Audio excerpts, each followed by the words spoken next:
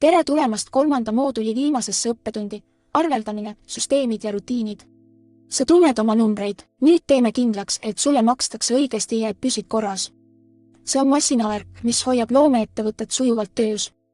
Alustame arvest endast. Nõuetele vastaval arvel on 4 olulist osa. Esiteks, mõlema poole andmed, sinu nimi ja aadress, kliendi omad ja käibemaksukohustuslase numbrid, kus need kohalduvad. Teiseks, reakirjad, iga asja kohta, mille eest tasu küsid, selge kirjeldus, kogus, ühikuhind ja summa. Kolmandaks, käibemaksujaotus, määr, mille rakendasid ja täpne küsitud maksusumma.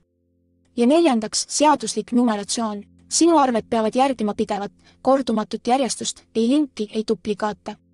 See pole bürokraatia iseenda pärast. Nõuetele vastav arve on see, mis muudab sinu makse jõustatavaks ja su maksud puhtaks. Nüüd käibemaks. Siin reeglid tõesti erinevad riigiti, nii et võrdleme 3. Portugalis on standardmäär 23%. Sertifitseeritud arveldustarkvara on kohustuslik ja arvestust tuleb hoida 10 aastat. Eestis on standardmäär 24% veidi kõrgem, aga sertifitseeritud tarkvara pole kohustuslik ja arvestust hoitakse 7 aastat.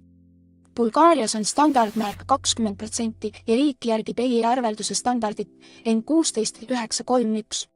Õppetund on siin numbritest suurem. Reeglid erinevad riigiti, nii et kontrolli alati oma riigi määra, künnist ja kohustusi. Ära kunagi lihtsalt kopeeri teise riigi numbreid, nagu näitab vahe 7 ja 10 aasta arvestuse hoidmise vahel. Mõned arveldusvead tulevad ette ikka ja jälle. Teeme kindlaks, et sina neid väldid.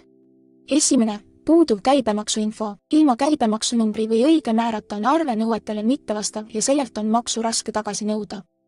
Teine, katkine numeratsioon. Sinu arved peavad jooksma pidevas, kordumatus järjestuses. Lüngad ja duplikaadid tõstavad maksuametile punase lipu. Kolmas, sertifitseerimata tööriistade kasutamine seal, kus need on nõutavad. Näiteks Portugalis peavad arved tulema riiklikult sertifitseeritud tarkvarast, tavaline dokumendiredaktor lihtsalt ei sobi. Kahtluse korral kasuta spetsiaalset arveldustarkvara. See jõustab enamiku nendest reeglitest vaikselt sinu eest, nii et saad keskenduda tööle.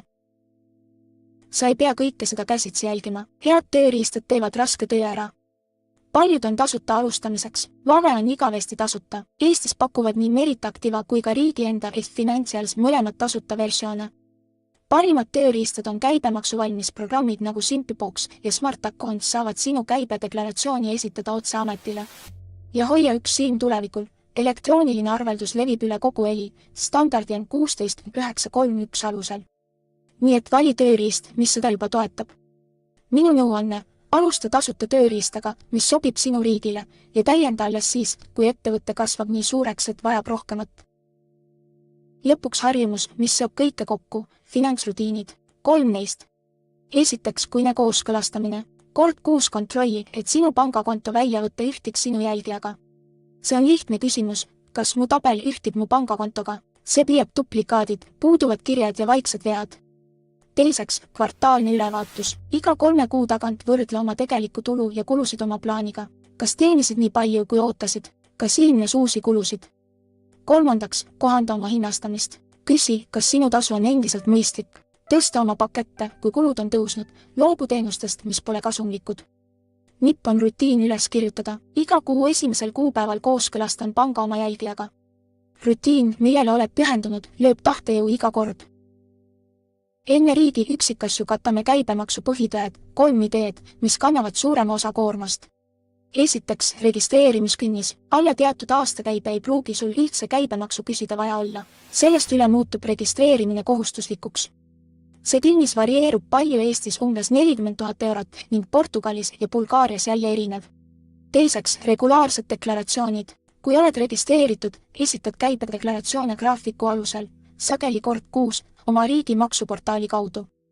Kolmandaks, piiriülesed reeglid. Müük üle EI järgib ühe akna skeemi, mis laseb sul EI käibemaksu ühes kohas hallata. Lihtsalt hoia paberimajandus korras. Muster on alati sama. Mõisted on üle Euroopa ühised, numbrid on kohalikud. Nii et õpi idee siin selgeks ja seejärel kontrolli oma riigi numbreid. Üks struktuuriline küsimus tuleb ette ikka ja jälle. Kas tegutseda füüsilisest isikust ettevõtjana või asutada ettevõtte? Füüsilisest isikust ettevõtja tegutseb oma nime all. See on kõige lihtsam asutada, osakapitali pole vaja. Aga on üks konks, piiramatu isiklik vastutus. Sinu isiklik vara on avatud ja sind maksustatakse isikliku tuluna. See sobib väikesele, madala riskiga juhutööle. Osaühing on eraldi juriidiline isik. Selle suur eelis on piiratud vastutus, sinu isiklik vara on kaitstud, kui ettevõtte hätta satub. Ja sageli maksustatakse ainult kasumit, mille välja võtad, samas kui taasinvesteeritud kasum jääb maksustamata. Eestis vajab näiteks osaühing OÜ vaid 1 sendi osakapitali osaniku kohta ja maksustab ainult jaotatud kasumit. Just see kombinatsioon on põhjus, miks sellest on saanud standardne, vaitevalik enamikule loovatest vabakutselistest. 2 nõuetele vastavuse reeglid komistavad loovinimesi rohkem kui ükski teine. Teeme kindlaks, et need sind kunagi ei komista. Esimene on seaduslik numeratsioon. Sinu arved peavad jooksma kordumatus, katkematus järjestuses, ei linki ja ei taaskasutatud numbreid. Maksuametid jälgivad seda, sest kattine numeratsioon on klassikaline märk puuduvast tulust. Teine on sertifitseeritud tarkvara. Mõnes riigis, Portugal on kõige selgem näide, peavad arved tulema riiklikult sertifitseeritud arveldustööriistadest. Kus see reegel kehtib, ei ole tavaline dokumendiredaktor lihtsalt nõuetele vastav, isegi kui arve näeb täiuslik välja. Ja hoia oma arvestust nõutud aja jooksul. Eestis on see 7 aastat, Portugalis 10, nii et kontrolli alati oma riigi reeglit. Saa numeratsioon ja tarkvara paika ning ülejäänud arveldamine on tõesti lihtne. Veel üks asi, mida radaril hoida, elektrooniline arveldus. Üle kogu eli läheb arveldus digitaalseks ja masinloetavaks ja seda tasub mõista, enne kui see sinuni jõuab. See on ehitatud ühisele eelistandardile M16-931, mis muudab arved üle piiride tarkvara jaoks loetavaks. Kasutuselevõtt toimub etappide kaupa. Ettevõttelt riigile e-arveldus on paljudes kohtades juba kohustuslik. Ja laiem ettevõttelt ettevõttele e-arveldus on oodata umbes aastal 2027, kusjuures mõned riigid, nagu Eesti, juba liiguvad.